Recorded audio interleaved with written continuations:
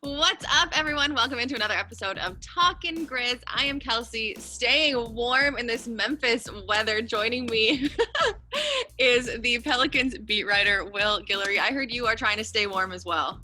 Yeah, it's a struggle. I'm trying, but it's a struggle down here in New Orleans right now. Okay, you had mentioned that there's like no Mardi Gras and there's riots happening everywhere because everyone just wants to party. Yeah. I plan on bundling up and going riot somewhere. I don't know where. They shut down the entire downtown. You can't even get close to Bourbon Street right now. So, yeah, it's real depressed down here between the cold and no Mardi Gras.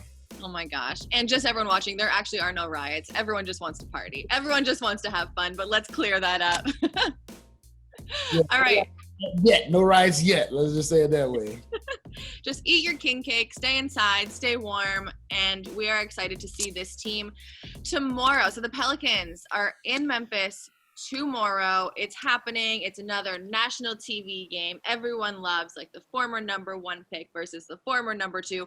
What is it about this Ja Morant versus Zion Williamson matchup that is just so electrifying to everyone?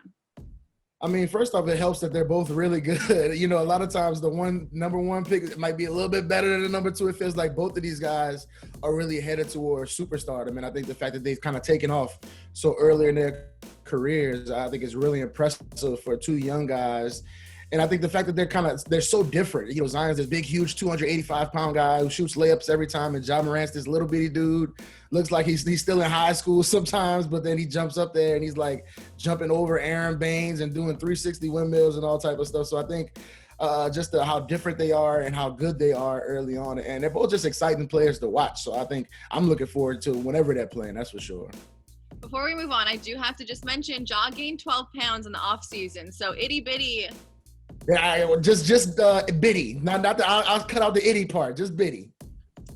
All right. There are some other really fun matchups with these teams, though, that I think sometimes overlooked is the wrong word, but because Ja and Zion are so exciting, like let's take a look at like Brandon Ingram, for example. Brandon Ingram versus Kyle Anderson. Kyle for the Grizzlies has had a career season so far this year. Brandon Ingram had 27 and 12 last time these two teams played.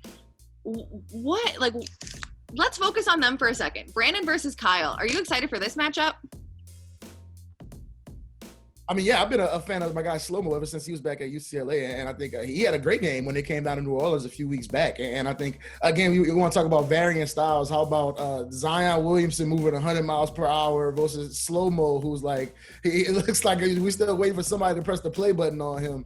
But yeah, I mean, I love the way he plays. I love what he brings to that Grizzlies team, the decision maker, a guy who can score, rebound. He does a little bit of everything for them. And I think he's the type of guy that gives B.I. trouble at times. B.I. likes to play against smaller guys who don't have the type of length he has. So I think that's going to be a real interesting matchup.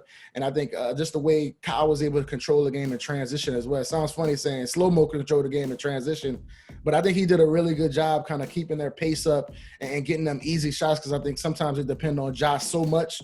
They kind of need that other guy. And I think if Kyle plays well, it opens things up. But we know B.I. is a bucket, you know, every time he steps on the floor. So if he can get going, I think that makes things easier for the Pels as well. Okay, here's my last question, and you're going to have to put on your thinking cap. If you are a casual basketball fan watching this right now, and you know Ja, you know Zion, who is the underrated player on the Pelicans that fans can watch and be like, oh, this guy's good?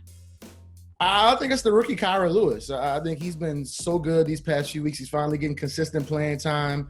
As you see, my power's going in and out.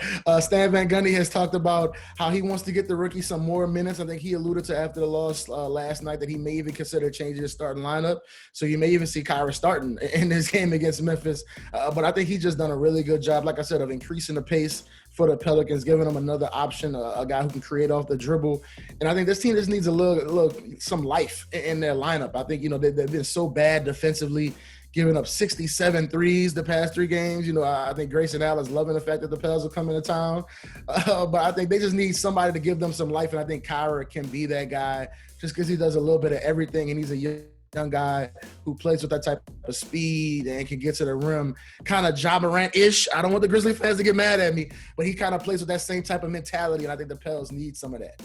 All right, well, this has been great. Thank you so much. I did notice that your power is going in and out, so please go figure that situation out. Stay warm. Yes, you too. And we cannot wait to see. I mean, we won't see you here because no one travels, but we'll see your articles on The Athletic. Thank you so much for your time today. Yeah, I appreciate you. All right, Grizzlies fans, you can always get more on grindcitymedia.com.